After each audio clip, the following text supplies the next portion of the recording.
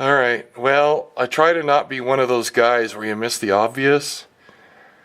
This is a 4-liter automatic 88 Renix Jeep, and that's a flex plate bolt, and guess what?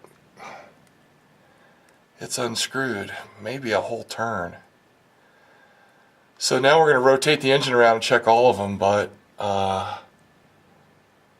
I don't know if that's what was hitting before, but all the inspection I've done on all the pistons and the bores and everything, there's no problem. So that sucks, but that's a lot easier to fix. So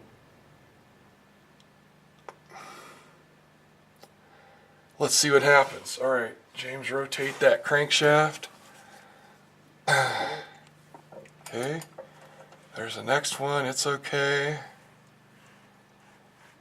I'll check them all for torque, but that's 2, here's number 3.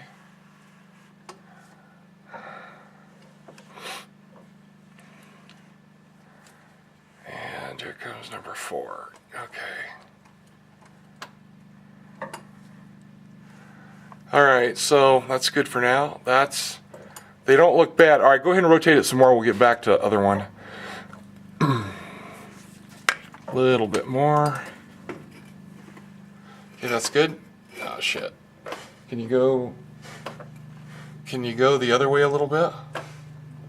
Not easily, huh? No, that's not the direction. Here, take your ratchet off. Spin the direction on it.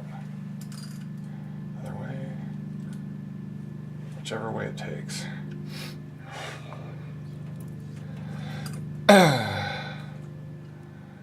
Wow, so there's no pieces of pistons in the oil pan.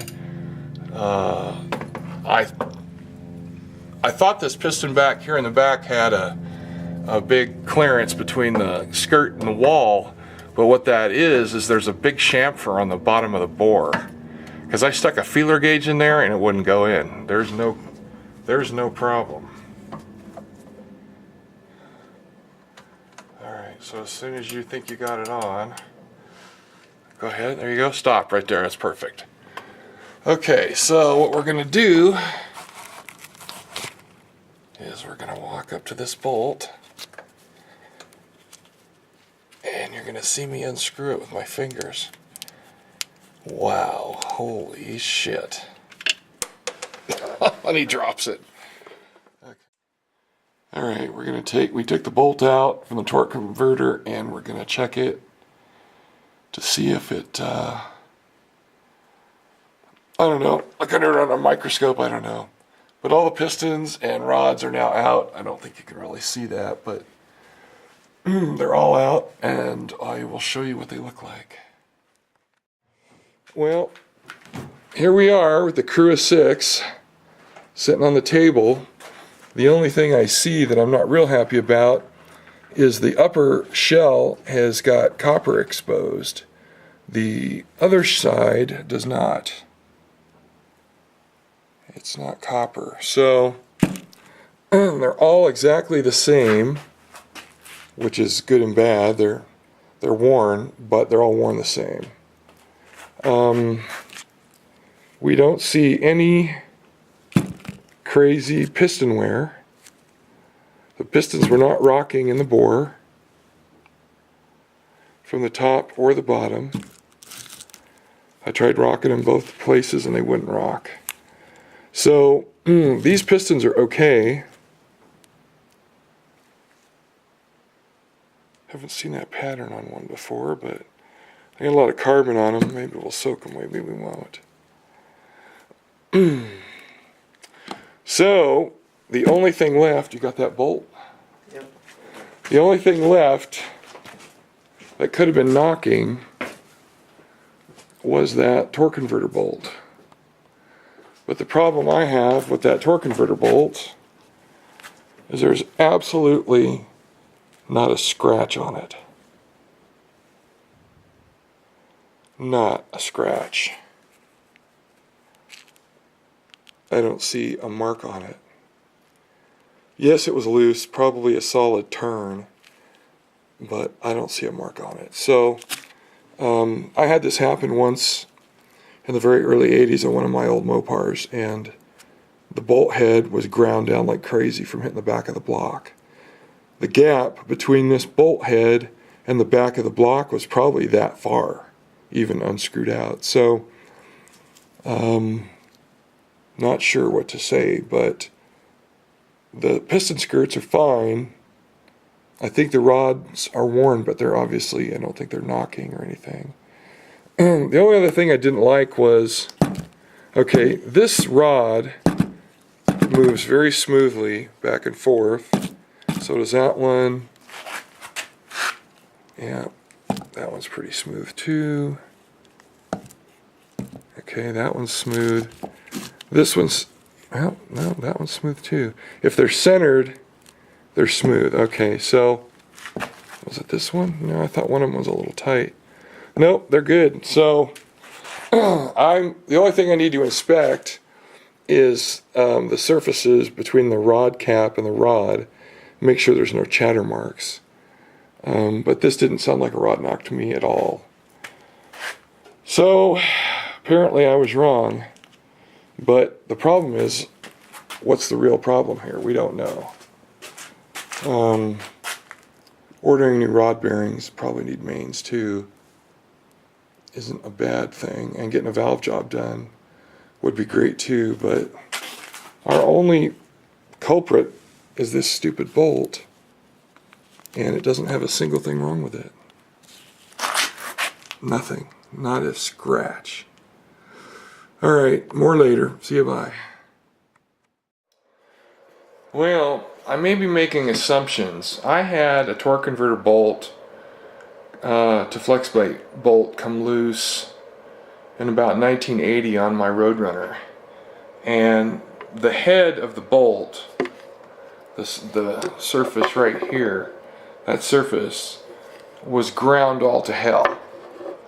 Now I'm expecting the same thing here, but the flex plate, flywheel, whatever, on this automatic transmission Jeep is not put together the same.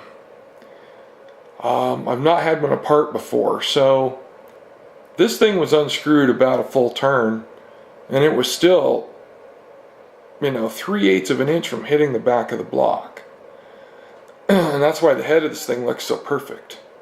But what's not perfect is, I hope you can see it in the video, these first few threads right here, actually the last few threads, they're real shiny, and they're dulled a little bit compared to the rest of them. The bottom of the head looks normal, but the threads aren't. So maybe the knocking is like a flexing of the flex plate. It's not really two things hitting each other. It's kind of a knocking sound from, heavy duty metal flexing or something.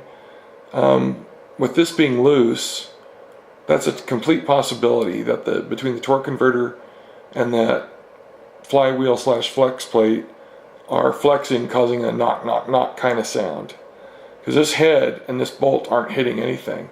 The threads, however, I think that the piece that this threads through, let's just call it a flex plate, it must be moving back and forth to dull these threads a little bit. So my assumption that this is done like my old Mopar is faulty.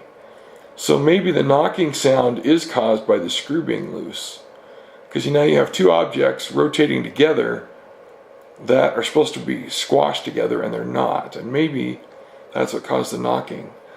Because there's absolutely nothing else in this engine that shows that. The other bolts, at least by hand, were tight. I'll check them with a wrench and see if they're loose, but I think this is the problem.